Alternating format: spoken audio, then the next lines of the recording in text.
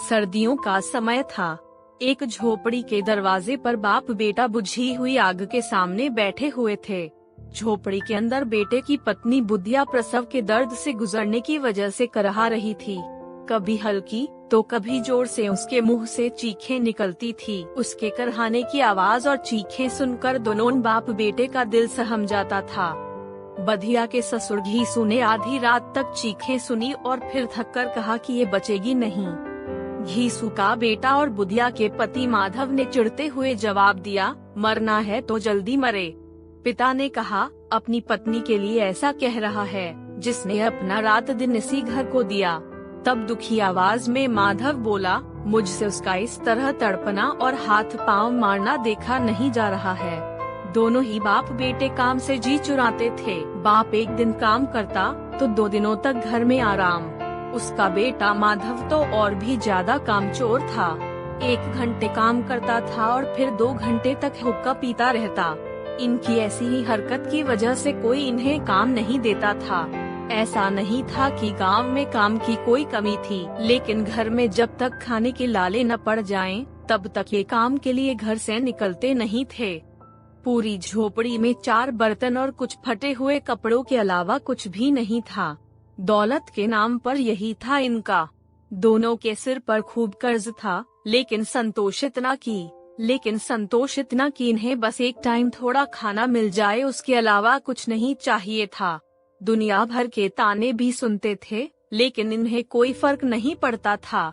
इनमें इतना संतोष था कि इनके सामने साधु संतों का संतोष भी कम पड़ जाता था। जब बहुत जरूरत पड़ती थी तो बाप पेड़ से कुछ लकड़ियां तोड़ता और उसका बेटा उन्हें बेचकर कुछ पैसा ले आता था। ये पैसा जब तक इनके पास होता तब तक दोनों में से एक भी काम करने के लिए नहीं जाते थे।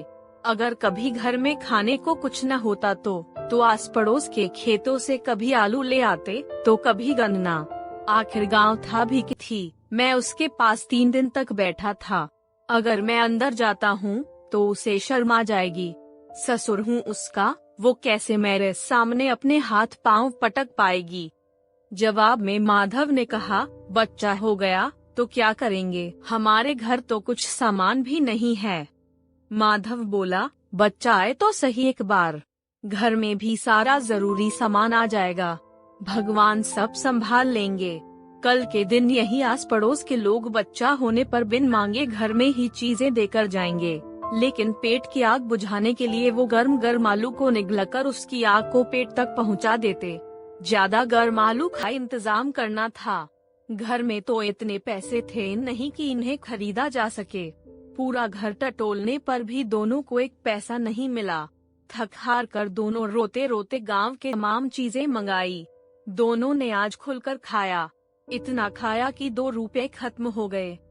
घीसू बोला, बहू को कफन ओढ़ाते तो क्या होता, जल ही जाता ना। कुछ भी बहू के पास। घीसू पूछने लगा, तुझे किसने कह दिया कि उसे कफन नहीं मिलेगा? बिल्कुल मिलेगा और बहुत अच्छा मिलेगा। कौन देगा? सारा पैसा तो हम खा गए, नाराज होते हुए माधव ने कहा। जवाब में घीसू बोला, वही देंगे जिन्होंने इतना कुछ दिया है।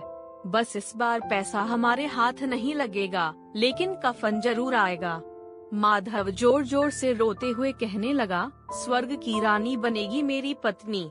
उसने बहुत दुख झेला है। यहाँ पिता ने उसे चुप कराने की कोशिश की और कहा, रो मत, वो दुनिया के दुख से दूर चली गई। अब दोनों खड़े होकर गाना गाने लगे, नाचने लगे। सब उन्हें देख रहे थे। कहानी से सीख, इंसान को काम चोरी नहीं करनी चाहिए, वरना जीवन को चलाना मुश्किल हो जाता है।